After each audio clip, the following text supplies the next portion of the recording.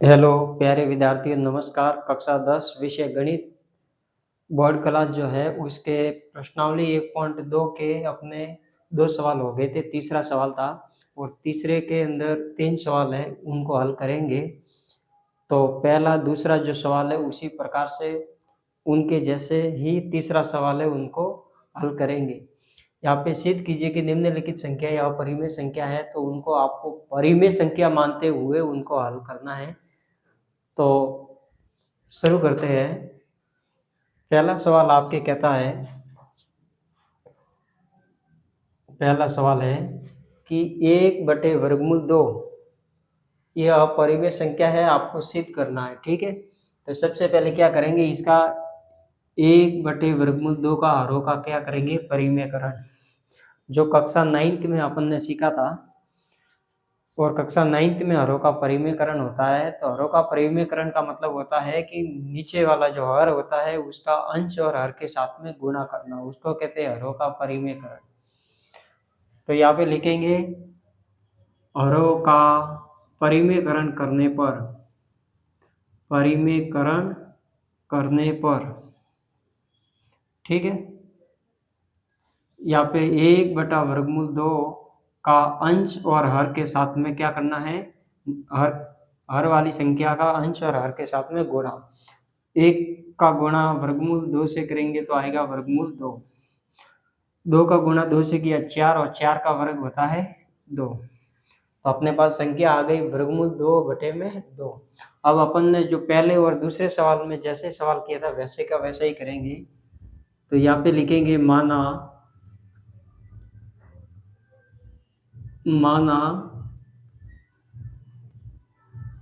वर्गमूल 2/2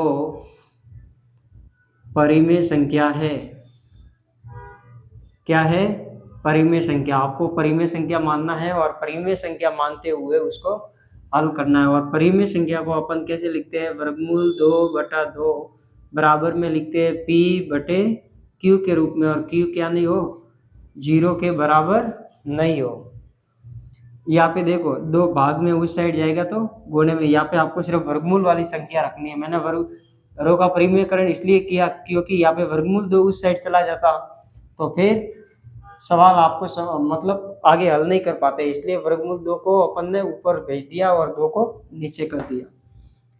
अब यहाँ पे देखिए वर्गमूल 2 बराबर P/Q, 2 भाग में उस साइड जाएगा तो गुणे में तो 2P हो जाएगा। ठीक है, 2P/Q हो गया। अब क्या करेंगे, यहाँ पे लाइन लिखेंगे 2 अतः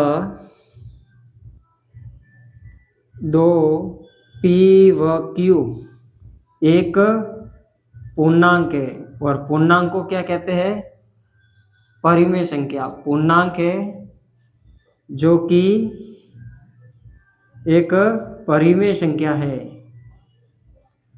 परिमेय संख्या है। अब देखो यहाँ पे 2P और Q ये तीनों ही पूर्णांक है और पूर्णांक वाली संख्या क्या कहलाती है, परिमेय संख्या कहलाती है। अगर बीच में बराबर आ गया, इस साइड परिमेय संख्या है तो इस साइड भी क्या होगी, परिमेय संख्या। तो अतः ये पूर्णांक है, ये परिमेय संख्या है, तो ये भी क्या होगी, परिमेय संख्या। अतः इसलिए वर्गमूल 2 एक परिमेय संख्या है, परिमेय संख्या है। लेकिन मैंने आपको बताया है कि जिसका पूरा पूरा वर्ग बाहर नहीं निकलता वो संख्या क्या कहलाती है, अपरिमेय संख्या। तो ये तो परिमेय संख्या है ही नहीं, तो क्या होगा, इस तथ्य का विरोधाभास तथा इस तथ्य का विरोधाभास प्रकट होता है। इस तथ्य का विरोधाभास प्रकट होता है और हमारी मान्यता गलत प्रकट होती है, क्योंकि हमने देखा वर्गमूल 2 एक परिमेय संख्या है जो कि गलत है। अतः सिद्ध हुआ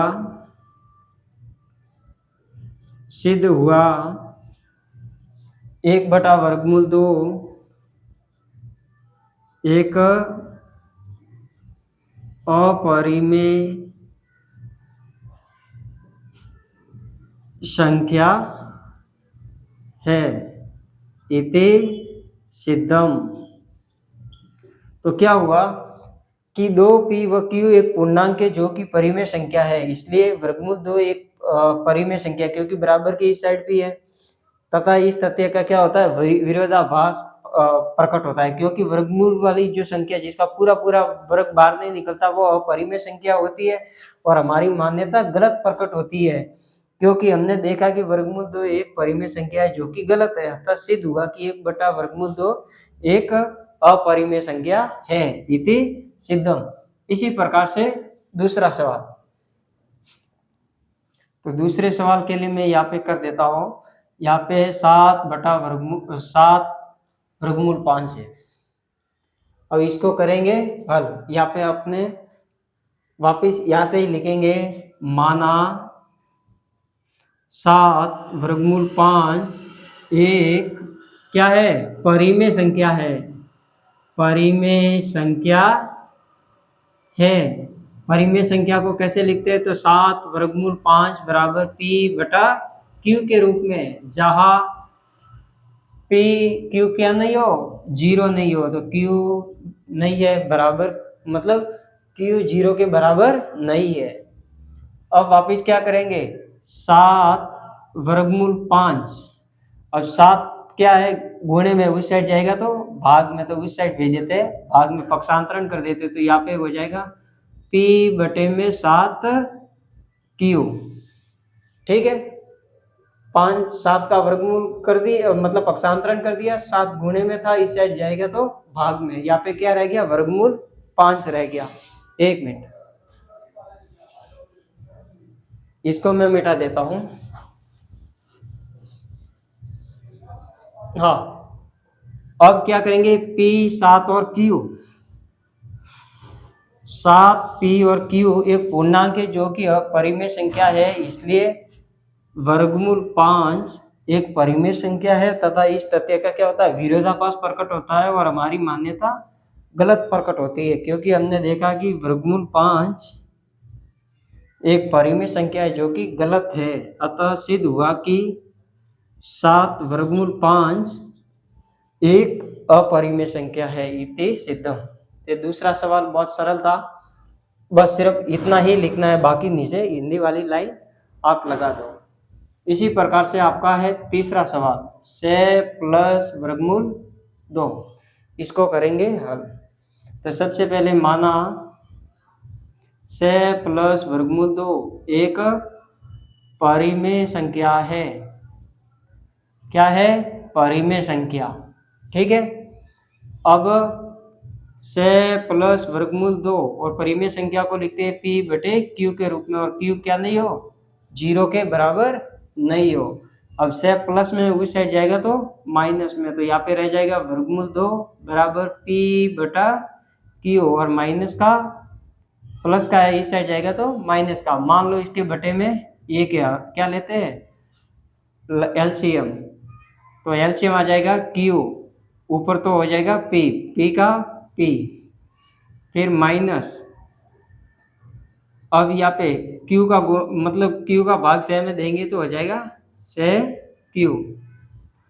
ठीक है, ये आ गया एलसीएम। अब यहाँ पे लिखेंगे ये वाली संख्या,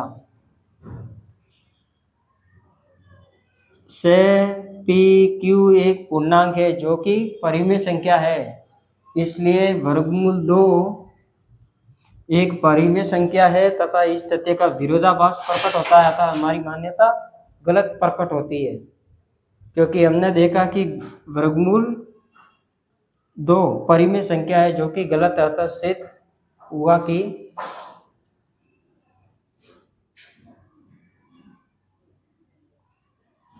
सह प्लस वर्गमूल 2 एक अपरिमेय संख्या है।